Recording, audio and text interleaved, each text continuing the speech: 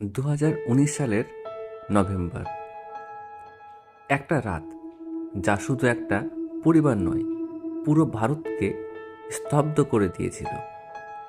একজন তরুণী, একজন চিকিৎসক, একজন স্বপ্ন দেখা মেয়ে নিজের কাজ শেষ করে বাড়ি ফিরছিলেন।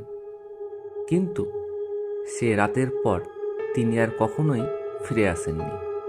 আজকের ভিডিওতে আমরা জানব হায়দ্রাবাদ পশু চিকিৎসক হত্যা মামলা, পুরো ঘটনার আগে কি হয়েছিল, ঘটনার দিন ঠিক কি হয়েছিল, তদন্ত কোথায় গিয়ে দাঁড়ায় এবং কেন এই কেস আজও এত প্রশ্নের জন্ম দেয়। এই তরুণী ছিলেন একজন পশু চিকিৎসক, পেশায় সফল, নিজের কাজের প্রতি দায়িত্বশীল, পরিবারের কাছে ছিলেন অত্যন্ত প্রিয়, নিজের পায়ে দাঁড়ানো একজন আধুনিক ভারতীয় নারী। তার জীবন ছিল খুবই সাধারণ, কাজ, পরিবার, স্বপ্ন আর ভবিষ্যৎ পরিকল্পনায় ভরা। কিন্তু একটা সাধারণ দিন কিভাবে ভয়ঙ্কর হয়ে উঠতে পারে, এই কেস তারই প্রমাণ। 27 নভেম্বর 2019 সন্ধ্যার দিকে তিনি কাজ শেষ করে নিজের স্কুটিতে বাড়ি ফিরছিলেন।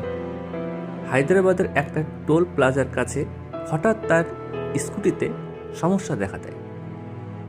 তিনি ফোন করেন তার বোনকে, বলেন, স্কুটি ঠিক করতে একটু সময় লাগবে, আমি ফিরছি, আমি ঠিক আছি। এই কথাটাই ছিল পরিবারের সঙ্গে তার শেষ কথা। এরপর কিছুক্ষণের মধ্যেই তার ফোন বন্ধ হয়ে যায়। রাত বাড়তে থাকে, কিন্তু তিনি আর ফোন ধরেন না।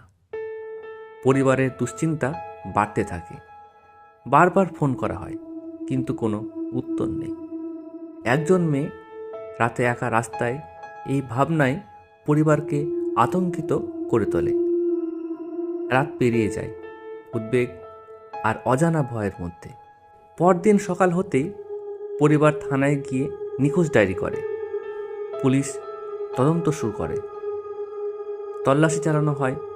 শেষবার যেখানে তাকে দেখা গিয়েছিল সেই টোল প্লাজার আশেপাশে। সেখান থেকেই তদন্ত নতুন মোড় নেয়। পুলিশ টোল প্লাজার সিসিটিভি ফুটেজ সংগ্রহ করে। সেখানে দেখা যায় কয়েকজন ব্যক্তি ওই এলাকায় দীর্ঘক্ষণ ঘোরাফেরা করছিল।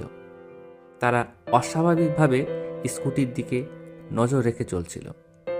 এই ফুটেজই তদন্তের সবচাইতে গুরুত্বপূর্ণ সূত্র হয়ে ওঠে। পুলিশ 4 জন সন্দেহভাজনকে আটক করে। জিজ্ঞাসাবাদে ধীরে ধীরে বেরিয়ে আসে একটি পরিকল্পিত অপরাধের ছবি। 4 জন অভিযুক্তকে গ্রেপ্তার করা হয় এবং তারা স্বীকার করে কিভাবে এই হত্যাকাণ্ডটি ঘটানো হয়েছে। এই খবর ছড়িয়ে পড়তেই সারা দেশে ক্ষোভের আগুন ছড়িয়ে পড়ে।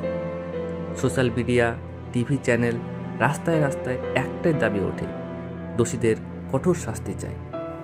তদন্ত চলাকালীন পুলিশ অভিযুক্তদের ঘটনাস্থলে নিয়ে যায়। পুলিশ দাবি করে এই সময় অভিযুক্তরা পালানোর চেষ্টা করে এবং অস্ত্র ছিনিয়ে নেওয়ার চেষ্টা করে। পাল্টা গুলিতে 4 জন অভিযুক্ত নিহত হয়। এই খবর দেশ জুড়ে ছড়িয়ে পড়তেই 2 ভাগে বিভক্ত হয়ে যায় জনতা। এক পক্ষ বলে ন্যায় বিচার হয়েছে, অন্য পক্ষ প্রশ্ন তুলে, আইনের প্রক্রিয়া কি সম্পূর্ণ হলো? এই ঘটনা আবার সামনে এনে দেয় নারী নিরাপত্তার প্রশ্ন।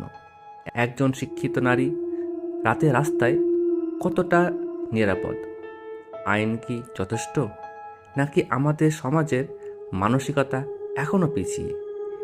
এই কেস শুধু অপরাধের গল্প নয়, এটা আমাদের সমাজের আয়না। হায়দ্রাবাদ পশু চিকিৎসক এই কেস আজও আমাদের সামনে রেখে যায় কিছু অস্বস্তিকর প্রশ্ন। ন্যায় বিচার মানে কি? দ্রুত বিচার না সঠিক বিচার? আর ভবিষ্যতে এমন ঘটনা ঠেকাতে আমরা আসলে কি করেছি? আপনার মতামত কি? কমেন্টে লিখে অবশ্যই জানান।